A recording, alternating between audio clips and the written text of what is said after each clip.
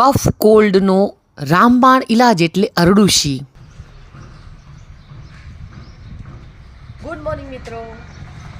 જો અત્યારે શિયાળો ચાલી રહ્યો છે એટલે શિયાળામાં બધાને શરદી ઉધરસની તકલીફ હોતી હોય છે, કફ જામી જાય છે છાતીની અંદર.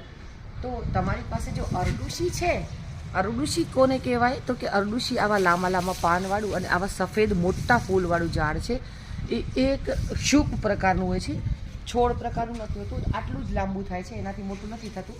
તો એને ઓળખ કરવી હોય તો બસ આ રીતના પાન હોય, આવી રીતે ઉપર આવી રીતે હોય છે અને આવા થોડાક મોટા અને લાંબા પાન હોય છે, બરાબર. તો આ પાનનો ઉપયોગ કરવાથી તમારા શરદી અને ઉધરસ, અંદરથી જૂની ખાંસી હોય એ પણ જતી રહેતી હોય છે.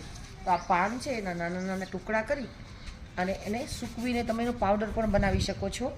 અને આ પાનને નાના ટુકડા કરી ગોળ સાથે ગરમ પાણીમાં ઉકાળી અને એનો પણ તમે ઉપયોગ કરી શકો છો. આ પાન છે એ સ્વાદે થોડાક તુરા અથવા તો કડવા કહી શકીએ એવા હોય છે. તો નાના છોકરાને તમે જો આ પીવડાવતા હો તો એને જરૂર ગોળ સાથે જ પીવડાવવાનો.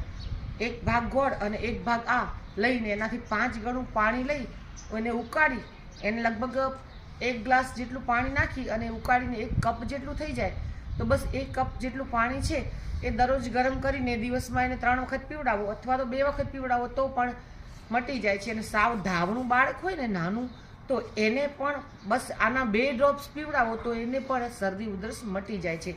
તો જો તમારા ઘરે આ હોય તો તમે એન્ટીબાયોટિક લઈને ખાલી આ પાનનો રસ પીશો ગોળ સાથે, અથવા તો આનો ડ્રાય પાવડર લેશો.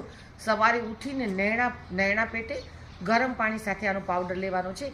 અને હા, આ પાંદડું છે ને એ એક બીજી જગ્યાએ પણ ઉપયોગમાં આવે છે. આ પાનના પાવડરને ગરમ પાણી સાથે પીવાથી તમારા શરીરમાં દુખાવો થતો હોય ને તો એ દુખાવામાં પણ ફાયદો થાય છે. અને ક્યાંક ઇન્ફ્લામેશન એટલે કે ક્યાંક સોજા આવી જતો હોય છે તો એ સોજામાં પણ ફાયદાકારક છે.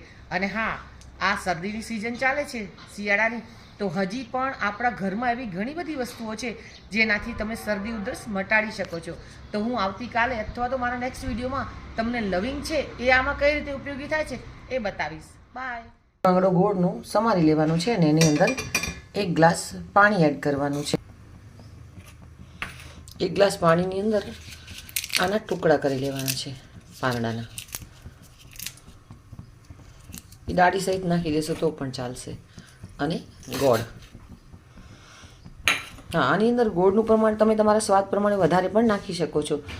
ઘણા કડવું ન ખાઈ શકતા હોય તો નાના બાળકને આપતા હો તો તમે ગોળ વધારે પણ ઉમેરી શકો છો આની અંદર, બરાબર. અને આ પાનનો પાવડર કરવો હોય તો આનાથી પણ થોડા નાના ટુકડા કરી અને એને છાંયડામાં સૂકવવાનું છે. બે પેપર લઈ અને એની વચ્ચે આ પાનને મૂકી દેવાના. આ ઠંડીની સિઝનમાં તો બહુ ઝડપથી સુકાઈ જાય છે. તો બસ એક પેપર લઈ, પેપરની ઉપર એના નાના નાના ટુકડા પાથરી અને બસ સેટી છે કે તમારો પલંગ છે એના નીચે જવા દેવાનું. એટલે 3-4 દિવસમાં સુકાઈ જશે. પછી એનો એકદમ સરસ પાવડર કરીને તમારે મૂકી દેવાનું છે. એ પાવડર તમે આખું વર્ષ સુધી વાપરી શકો છો. 1 ગ્લાસ પાણીમાંથી બસ 1 કપ પાણી બચે આ રીતે ઉકળીને, ત્યારે એને ગાળીને આપણે ઉપયોગમાં લઈ શકાય છે. આ તૈયાર છે ઉધરસનો અક્ષીર ઉપાય. બસ આ કલર થઈ જશે.